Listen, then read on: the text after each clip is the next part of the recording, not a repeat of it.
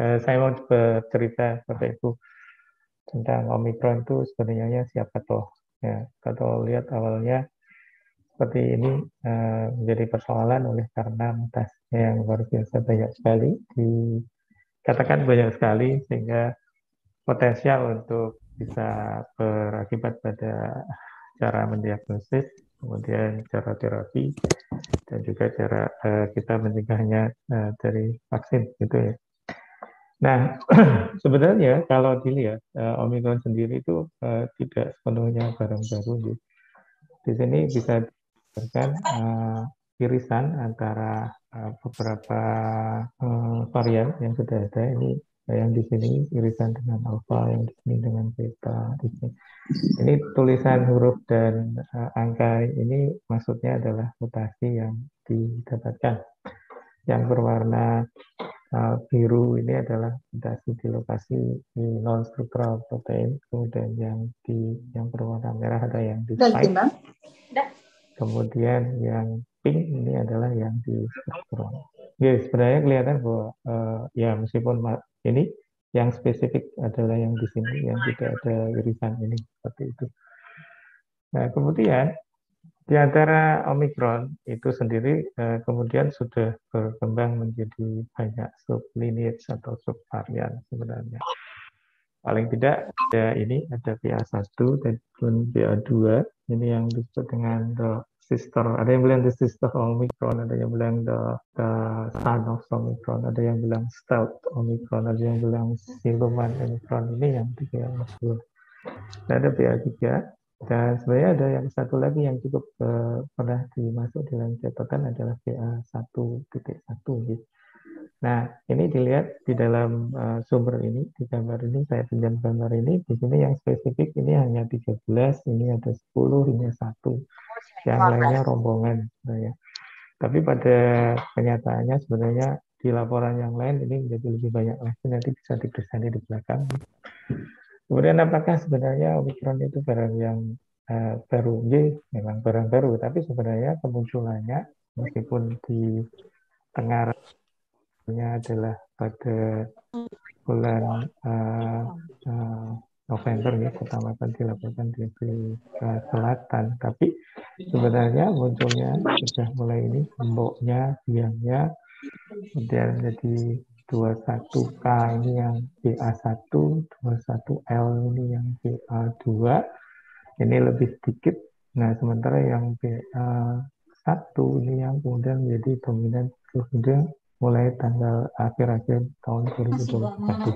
Masih boleh pakai. Dan kemudian selanjutnya, nah ini tadi digambarkan oleh Dr. Yodi bahwa kita di Jogja 39 Omicron, kemudian 7 diantaranya adalah varian yang BA2. Ini sebenarnya kalau di PKN ya memang kurang lebih kalau di seluruh dunia. Untuk yang detail Jogja nanti Dr. Gunardi saya sih memiliki data yang lebih akurat. Ini kelihatan bahwa memang pada Oktober ini yang Omicron yang BA1 itu tinggi sampai kemudian sekitar pada Februari 21 ini meliputi 75% dari seluruh SARS-CoV-2 yang dapat dilaporkan di GSF, bukan berarti yang ada di lingkungan, karena kita tidak tahu apakah itu cukup representatif atau tidak dari seluruh yang bersituasi pada masyarakat. Kemudian yang BA2 ini kira-kira 24% dan sisanya ini 1% ini bisa jadi campuran. Makanya kemarin ada yang bercerita bahwa kemungkinan besar Delta juga masih ada, kemudian Alpha juga masih ada gitu, masih memungkinkan untuk hal tersebut. Nah, di sini kemudian kalau kita bandingkan antara sub yang tadi subvarian BA1 dan BA2 tadi sudah preso Bapak Ibu ada SGTF, S-gene target valor, itu yang bisa dijumpai pada BA1 saja, tapi untuk BA2 tidak ada karena BA2 ini tidak memiliki delesi spike pada 69 dan 70 yang kemungkinan besar itu menyebabkan kita lakukan PCR menyebabkan tidak bisa ditarget untuk tidak bisa positif gitu ya. Dan ini rank mutasinya tadi, ini ada data yang lain yang mungkin bisa jadi lebih akurat ya. Ada sekitar 38 yang sama. Ini yang 27 itu khusus ditemukan pada BA2, yang 20 di BA1, kemudian dan seterusnya. Yang ini dikatakan bahwa BA1 sudah konklusif sih, memang betul ya, bisa ada data menunjukkan bahwa transmitted faster than Delta. Sementara untuk yang BA2, ini kalau dibandingkan dengan saudaranya yang BA1, sebenarnya ada data yang mengatakan lebih cepat, tapi sebenarnya itu boleh dikatakan datanya masih perlu ditambah lagi, sehingga banyak yang mengatakan masih mempertanyakan. Artinya bukan mempertanyakan bahwa ini lebih cepat, tidak. Tapi kita butuh data yang lebih banyak untuk bisa menyimpulkan lebih firm bahwa memang BA2 ini memiliki, ada yang bilang 1,5 kali lebih cepat menular daripada BA1. Demikian juga apakah clinical manifestasinya berubah, berbeda antara BA1 dengan BA2 yang the son of Omicron atau stealth Omicron ini. Ini dibandingkan dengan BA1 juga masih diperlukan data yang lebih. Sementara kalau untuk BA1 dibandingkan dengan Delta, data yang terakumulasi boleh dikatakan bisa menunjukkan bahwa memang lebih ringan. Tapi lebih ringan itu tetap saja ini adalah penyakit yang berbahaya karena spektrumnya dari mulai yang asimptomatik sampai yang bisa menyebabkan kematian. Jadi, kalau tidak salah kemarin di Jogja ini ada 20 kematian dalam waktu 1 hari yang dilaporkan. Nah, ini menunjukkan bahwa meskipun dibilang milder, tapi tetap merupakan penyakit yang bisa membawa kematian. Baik, saya lanjutkan. Jadi, kalau berikutnya adalah bagaimana dengan testing. Saat ini kita masih sepakat, baik pemerintah maupun juga sesuai dengan yang direkomendasikan oleh WHO, bahwa hanya ada 2 yang bisa dipakai untuk mengetes ada dan tidaknya COVID, termasuk dalam hal ini adalah Omicron, yaitu adalah rapid test antigen dan yang berikutnya adalah PCR. Seperti itu. Nah, ini adalah satu data systematic review dan meta-analisis yang dipublikasikan sekitar akhir 2021. Artinya data ini tentu saja berdasarkan sebelum ada Omicron ya. Dikatakan bahwa sensi dari antigen RDT itu sekitar 71, kemudian spesiesnya sekitar 98. Kemudian sensi density-nya ini paling baik kalau pada CT di bawah 20, cycle threshold di bawah 20. Meskipun banyak yang tidak sepakat untuk menggunakan CT ini oleh karena berbagai alasan. Salah satu alasannya adalah bahwa antara satu kit dengan yang lainnya bisa jadi CT ini tidak memiliki komparasi yang baik misalnya. Tapi ini bisa sebagai gambaran bahwa CT tersebut bisa menggambarkan adanya kadar virus yang lebih tinggi meskipun yang diukur adalah RNA-nya saja. Nah, ini high sensitivity-nya didapatkan kalau viral load-nya tinggi. Dan yang terakhir adalah bahwa ini disepakati bahwa akan lebih baik kalau antigen tes itu dipakai pada minggu pertama pada saat orang sakit gitu ya. Kemudian ada systematic review yang lainnya yang saya bawa ke sini sebagai bahan diskusi Bapak Ibu nanti. Yang pertama dilihat bahwa sama ya, systematic review ini juga menunjukkan sekitar 71 sensi dan 98 spesifitasnya. Tapi ada data yang lebih detail, misalnya menunjukkan bahwa sensitasnya sekitar 83 untuk swab nasal, sementara kalau nasopharyngeal ini 71, throat swab sekian dan seterusnya. Oke. Ini menunjukkan bahwa kesepakatan tentang kemungkinan bahwa spesimen apa yang paling pas untuk itu. Kemudian untuk yang simptomatik itu lebih memiliki sensitivitas yang lebih tinggi dibandingkan dengan asimptomatik, dibandingkan ini 82 dibanding 68. Sementara disepakati pula bahwa pada CT yang lebih rendah, dalam hal ini cut-off-nya adalah 25, ini sensitivitasnya menjadi lebih tinggi. Ini juga data yang berdasarkan sebelum Omicron masuk. Dengan demikian bahwa kita sepakat sebenarnya performa dari rapid antigen itu bisa kenapa direkomendasikan untuk sama dengan PCR oleh karena memang kemampuannya seperti itu. Tapi kemudian ada satu publikasi lagi yang kebetulan sekali ini datanya didapatkan pada saat Omicron sudah mulai datang. Kita di sini bahwa memang ada penurunan. Iya, dulu. Ada penurunan sensitivitas untuk rapid antigen ini bisa mendeteksi Omicron. Nah, ada penurunan hingga cukup signifikan di sini dibandingkan yang sebelah sana. Ini adalah yang Delta, yang ini adalah Omicron. Kemudian ada pula satu penelitian kecil, N-nya hanya 30, yang ditulis pada laporan yang sama.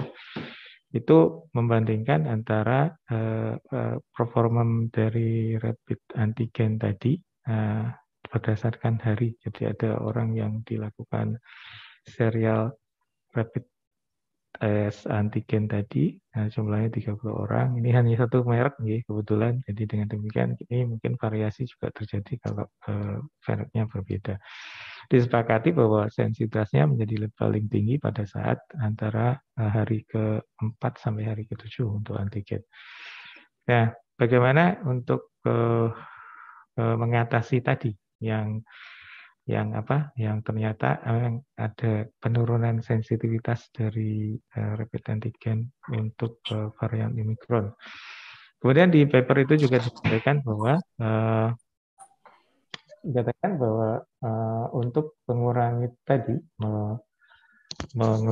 meningkatkan sensitivitasnya tadi, bisa langkah yang pertama adalah dilakukan tidak hanya pengambilan spesimen dari nasal, tapi juga orofaringeal digabung. Ya. Ini akan meningkatkan dari 68% menjadi kembali menjadi 81%. Ya. Ini kalau dibandingkan dengan nasal saja, dan saya kira ini sudah dipraktekkan di beberapa tempat di tempat kita bahwa untuk swab antigen kita menggunakan nasopharyngeal dan orofaringeal. Kemudian juga rekomendasi yang lainnya adalah kalau tadi berdasarkan timeline tadi ada hari kedua, ketiga, dan keempat, lima semakin tinggi tadi, ada atas dasar bahwa kita nggak tahu bahwa orang yang bergejala atau tidak bergejala tadi tereksposnya kapan, maka ini ada rekomendasi kalau bisa kalau hasilnya negatif diulang lagi untuk antigen tersebut. Tapi di sini katakan bahwa dengan demikian dikatakan bahwa antigen itu tidak bisa kalau negatif tidak konklusif ya. Tapi kalau positif itu cukup untuk dipakai sejajar dengan hasil PCR seperti halnya dalam pertanyaan yang nomor 2, pernyataan yang kedua ini. Oke. Nah, bagaimana dengan PCR untuk Omicron? Alhamdulillah saat ini masih datanya menunjukkan bahwa untuk PCR ini tidak mengalami gangguan dalam hal ini bahwa akurasinya masih diyakini masih cukup baik untuk mendeteksi Omicron. Ya, meskipun kalau Bapak Ibu cari pakai menggunakan search engine sulit untuk mendapatkan tes-tes seperti yang dipakai untuk dasar systematic review tadi. Ya. Kemudian yang berikutnya adalah bahwa ada persoalan manakala kita memiliki pasien infeksi oleh BA2 karena untuk mendeteksi Omikron itu kan biasanya PCR positif, kemudian kalau perlu ditambahkan untuk mendapatkan praduga bahwa itu Omikron atau tidak kan dilakukan SGTF dulu. Kalau misalnya hasilnya dengan gen S tadi negatif, maka ada potensi bahwa itu adalah Omikron, baru setelah itu akan dilakukan whole genome sequencing. Nah, masalahnya di sini adalah yang BA2 ini karena tidak memiliki delesi ini menyebabkan dia tidak bisa dideteksi dengan pendekatan itu. Ya, meskipun tadi dikatakan di depan bahwa prevalensinya masih lebih sedikit, hanya 24% dari seluruh yang dilaporkan yang sudah di-sequence. Dan masih ada keraguan apakah memang betul dia memang memiliki transmissibility dan clinical manifestation lebih beratnya. Jadi, tapi kita tetap harus waspada akan ini the son of Omicron atau stealth atau siluman dari Omicron. Jadi, tapi perlu juga di Bapak Ibu waspadai bahwa kenapa kok SGTF tidak bisa langsung bisa dipakai untuk mengkonfirmasi itu Omicron atau tidak, oleh karena pada kenyataannya beberapa pada varian Iota dan Alpha itu juga ditemukan delesi yang sama dengan yang dijumpai pada Omicron, sehingga dengan demikian maka harus konfirmasi dengan WGS. Sehingga SGTF itu hanya sebagai screening awal untuk Omicron. Untuk PCR, kita masih berharap bahwa tidak ada permasalahan, masih bisa dipakai untuk mendeteksi Omicron. Meskipun ada pertanyaan yang menarik nih. Kalau dulu pada saat awal-awal kan kita selalu merekomendasikan kurang lebih yang paling bagus adalah minimal 5 hari setelah terekspos baru kita bisa mendapatkan chance paling besar untuk mendapatkan hasil positif PCR. Tapi ada satu kenyataan bahwa Omicron ini diamati memiliki onset yang lebih cepat, sehingga dengan demikian kalau tadi alasannya kenapa PCR itu hari kelima itu karena untuk mengejar peak dari viral load-nya. Nah, apakah sekarang pertanyaannya adalah kalau Omicron ini lebih cepat, apakah itu berkorelasi juga dengan tingginya viral load pada pasien tersebut? Nah, ini memerlukan satu penelitian lebih lanjut lagi, ya, untuk yang PCR ini mau kapan, karena tadi Omicron memang lebih cepat onsetnya. Dan antigen rapid diagnostic test ini masih bisa digunakan, tapi dengan tadi ada adjustment sedikit, yaitu adalah bahwa kalau hasilnya negatif bukan berarti bahwa itu negatif betulan, maka ada potensi untuk kalau kemudian diulang maka akan jadi positif, oleh tergantung dari waktu. Dan yang kedua adalah menggunakan pendekatan pengambilan spesimen yang tidak hanya nasal tapi juga orofaringal.